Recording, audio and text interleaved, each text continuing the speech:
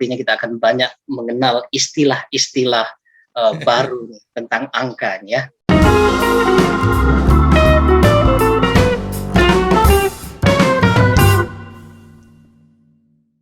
Assalamualaikum warahmatullahi wabarakatuh. Selamat datang di UMK Talks Academy, forum berbagi informasi seputar dunia akademik.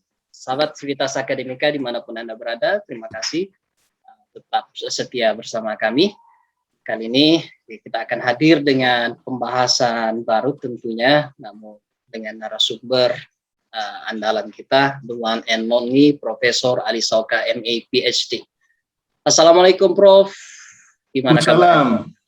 Warahmatullahi wabarakatuh. Kabar baik-baik, Pak Darman juga ya. Yang penting sehat. Alhamdulillah, Prof. Ya. Yang penting semangat, Prof. Di tengah corona seperti ini, Prof. Ya. Oke, Prof. Hari ini topik kita adalah skala pengukuran. Ya, jadi nanti kita akan sepertinya kita akan banyak mengenal istilah-istilah baru tentang angka, ya. Tapi mungkin Prof yang sebagai pemantik Prof mungkin masih banyak yang belum paham. Kalau misalnya dalam penelitian itu skala pengukuran itu yang dimaksud seperti apa sih Prof? Memang ini kaitannya langsung lebih banyak terkait dengan penelitian kuantitatif. Jadi dalam penelitian kuantitatif itu ada keyakinan bahwa setiap informasi bisa diubah, bisa dikonversi menjadi angka. Informasi mengenai gender misalnya, mengenai laki-laki dan perempuan itu bisa diangkakan. Dan bisa ya, Prof? Terbukti ya, bukan kelakiannya, bukan kewanitaannya, tetapi kategorinya. Ya. Nah, terbukti dalam KTP atau KTP ya, ada juga ya KTP, kemudian nomor identitas itu laki-laki ditandai angka 1. Kalau angka 2 itu perempuan. Jadi itu informasi itu. 1 itu informasi bahwa yang bersangkutan itu laki-laki. 2 itu informasi bahwa yang bersangkutan itu perempuan. Sifatnya simbolik berarti ya, Prof? Ya, jadi simbol memang setiap informasi, ya misalnya kata informasi baik itu, kata baik itu, kategori baik itu bisa dikonversi menjadi angka. Jadi oleh karena itu, dalam penelitian kuantitatif, setiap informasi selalu bisa dikonversi menjadi angka, sehingga kemudian bisa menggunakan statistik. Karena statistik itu menganalisis data yang berupa angka. Padahal semua data yang ada, itu bisa dikonversi menjadi angka. Walaupun ceritanya panjang, misalnya cerita narasi misalnya, itu bisa dikatakan dalam rentangan itu jelas sekali, amat jelas sekali, sangat tidak jelas sekali, itu kan bisa menjadi angka juga. Ya, atau informasi yang ada di dalam narasi itu berapa, itu diangkakan juga. Nah, jadi oleh karena itu, dalam penelitian-penelitian kuantitatif, karena andalannya adalah analisis menggunakan statistik, dan statistik itu artinya mengolah data yang berupa angka, maka kemudian ada istilah scales of measurement, skala pengukuran. Nah, konsep pengukuran, measurement, ini bukan konsep umum ya, tapi konsep teknis. Jadi definisi mengukur, definisi measurement, definisi measuring itu mengkonversi ya, yang disebut dengan mengukur, yang disebut dengan measure, itu adalah proses mengkonversi atau mengubah informasi menjadi angka.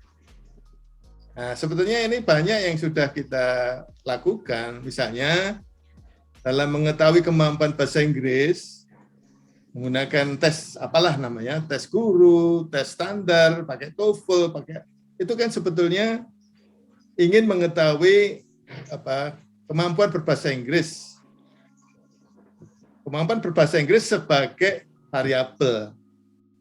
Nah, variabel itu kemudian kalau diteliti maka memerlukan data yang harus dikumpulkan. Data yang mau dikumpulkan itu kemudian kalau bentuk angka berarti harus dikonversi menjadi angka-angka. Cara mengukur, jadi sekali lagi definisi mengukur adalah mengkonversi, mengubah informasi menjadi angka. Memberi tes itu sebetulnya mengukur. Mengkonversi, mengubah informasi tentang bagus tidaknya orang berbahasa Inggris dalam bentuk angka, dan angka itu ya skor nilai yang dihasilkan dari tes itu. Cara mengukur itulah yang kemudian akan menghasilkan skala. Dalam cara mengukur tadi akan menghasilkan skala yang kemudian diklasifikasi menjadi 4 itu. Yang pertama itu nominal atau kategorikal, yang kedua itu yang ketiga itu ranking itu ya, ranking itu ya ranking. Ordinal, yang ketiga itu interval, yang keempat itu rasio. Jadi sekali lagi nominal, ordinal, interval, dan rasio. Nah, kalau dalam buku-buku memang dijelaskan yang disebut dengan data interval, data rasio, data ordinal, data nominal. Kalau saya urutkan lagi, yang dimaksud dengan data ordinal itu apa? Data data nominal apa? Data ordinal apa? Data interval apa? Data rasio apa? Tapi itu dalam bentuk definisi konseptual, sehingga tidak mudah buat para mahasiswa yang baru belajar tentang statistik, tidak mudah.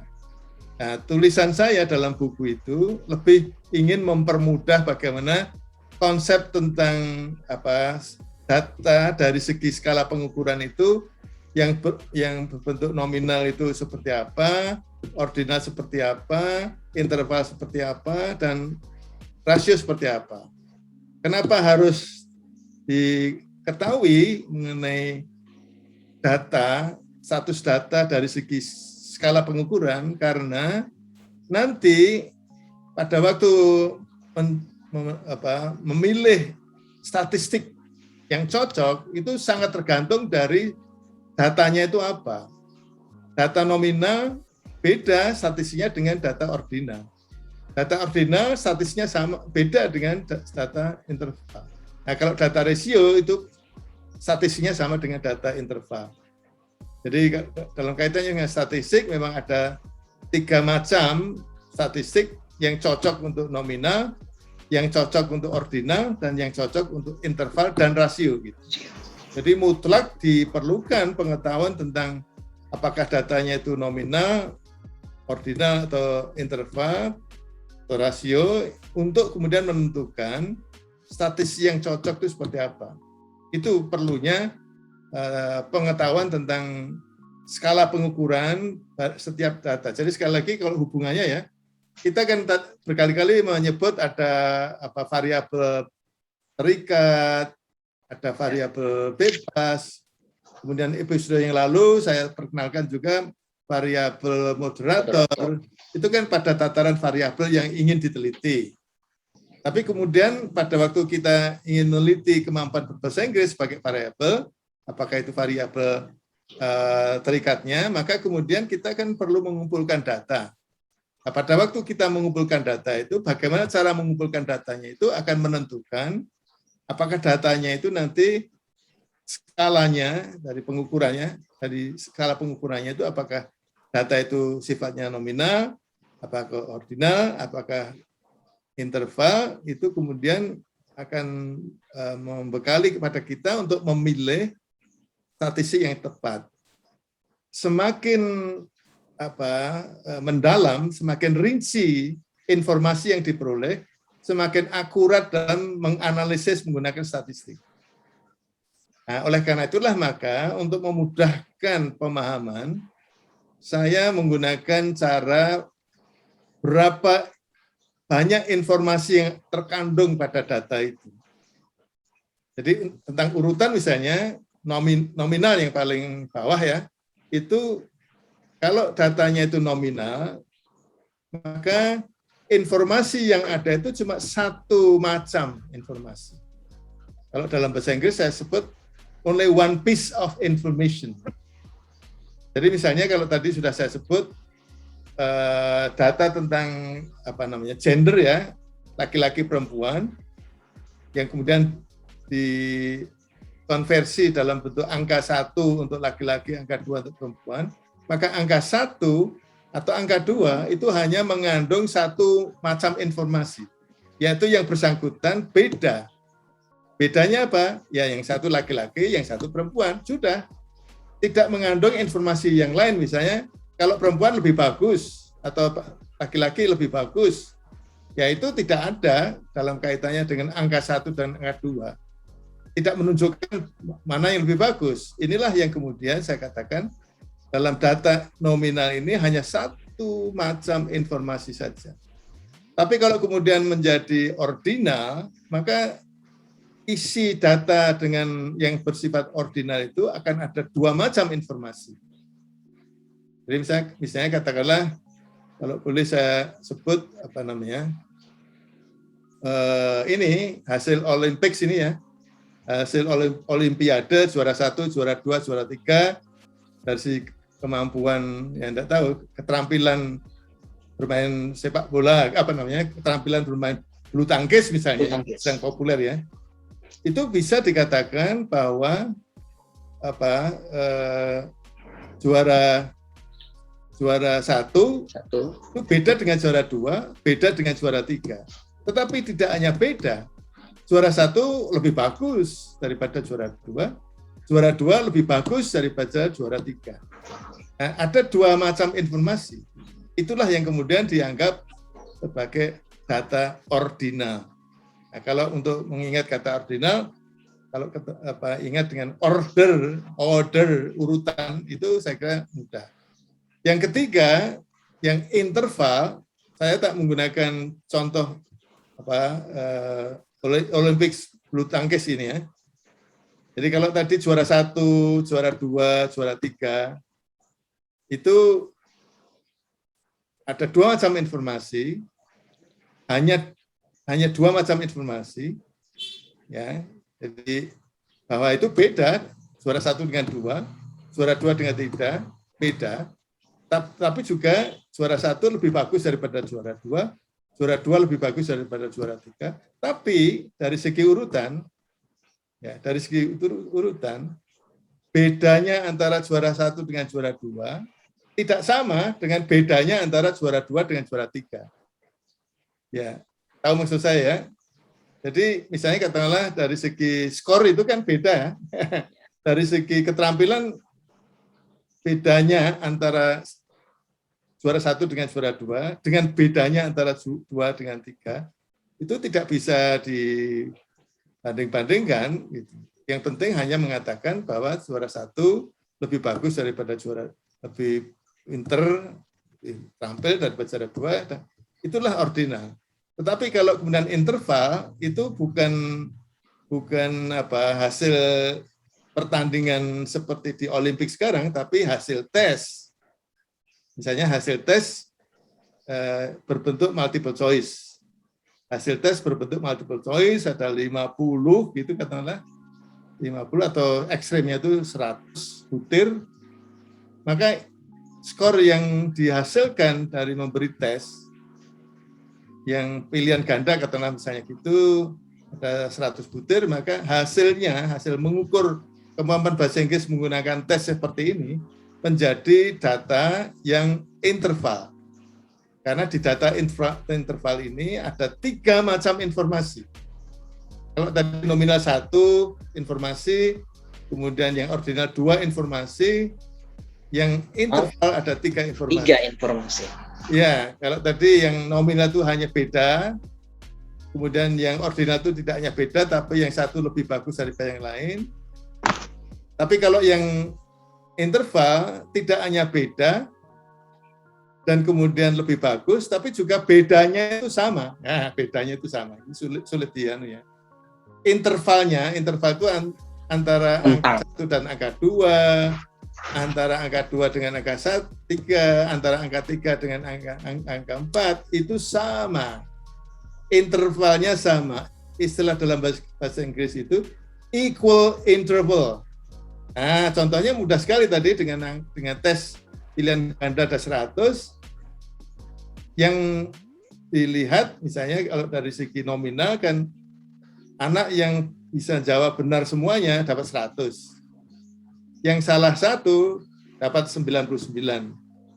Nah, anak yang dapat 100 dan 99 ini kan beda. Itu berarti satu informasi.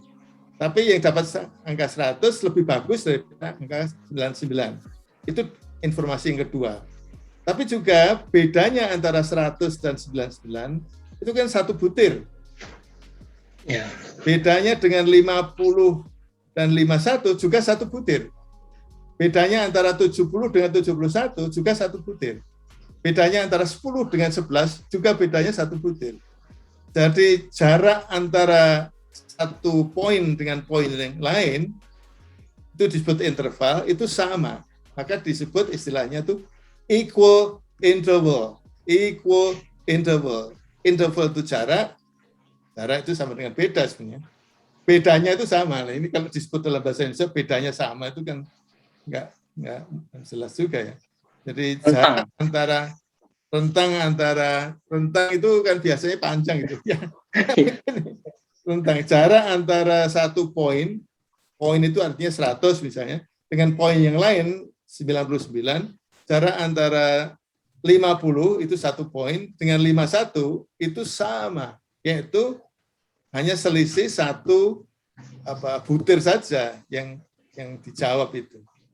Jadi untuk interval itu ada 3 macam informasi. Beda, yang satu lebih bagus dengan yang lain, dan intervalnya jarak antara 1 poin dengan poin yang lain itu sama.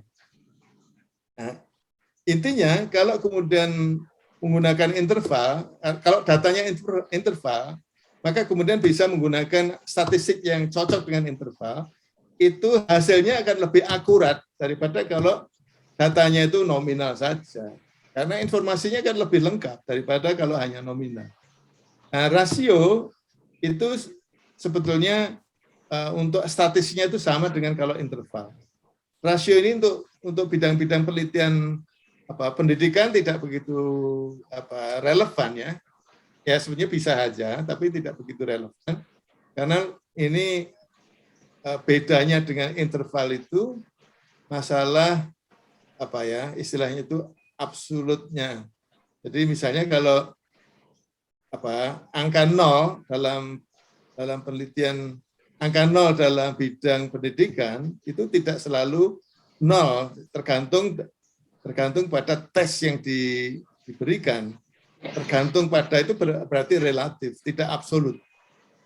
Jadi kalau saya beri soal kemampuan membaca yang sulit sekali, mereka mungkin dapat 0. Ya, karena terlalu sulit. Tetapi kalau begitu saya beri tes yang sama, tes tentang kemampuan membaca, tapi lebih mudah, maka mungkin mereka tidak akan dapat 0. Jadi 0-nya itu relatif. Tapi yang rasio itu 0-nya itu absolut. Ya, contohnya itu kalau kemudian misalnya katakanlah berat, ya, berat gula itu berapa kilogram? Kalau 0 kilogram itu gulanya ada enggak? Enggak ada, absolut. Pakai timbangan apapun, kalau enggak ada gulanya tetap 0. Jadi tidak relatif. Itulah yang kemudian untuk rasio itu ada 4 macam informasi. Yaitu 0-nya itu absolut gitu. Tapi ini kebetulan tidak relevan kalau penelitian-penelitian yang bukan penelitian eksakta gitu ya. Begitu Mas Darman. Baik, Prof. Kita juga sudah habis. Mungkin sebagai kesimpulan, Prof. Berarti data nominal kita dapat 1 informasi ya, Prof. Ordinal 2 informasi. Ya, 1 macam informasi. Ya. interval 3 macam informasi dan rasio ada 4 macam informasi. Jadi gampang diingat kalau seperti ini, Prof. Ya, itulah.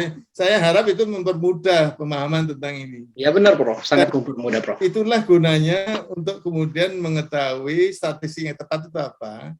Sehingga kemudian kalau tepat dan memang informasinya, macam informasi banyak, maka itu akan menjadi lebih akurat hasilnya. Dan akurasi hasil penelitian itu kan memang yang lebih diperlukan itu. Jadi, salah menetapkan skala bisa berakibat pada hasil penelitian. Betul, betul. Ya. Tidak boleh kemudian informasinya cuma satu, tapi menggunakan statistik yang sebetulnya membutuhkan informasi yang lebih banyak. Begitu, Mas Darman. Ya, baik, Prof. Kita juga sudah dibatasi oleh waktu di Prof. Ya, saya tidak perlu banyak bertanya, tapi sudah dibabat habis semuanya oleh Prof. Ali. Sangat luar biasa. Baik, Prof. Terima kasih atas waktunya. Sehat selalu. Semoga kita bisa bertemu kembali di episode-episode selanjutnya. Amin. Baik, Sivitas Akademika, sekian dulu pertemuan kita hari ini. Jangan lupa komen, like, dan subscribe. Baik, saya Sudarman, SPD, MED, pamit undur diri. Sampai ketemu di MK Talks Academy episode selanjutnya. Ingat, MK Talks Academy, forumnya orang cerdas. Assalamualaikum warahmatullahi wabarakatuh. Sampai jumpa. Waalaikumsalam warahmatullahi wabarakatuh. Terima kasih.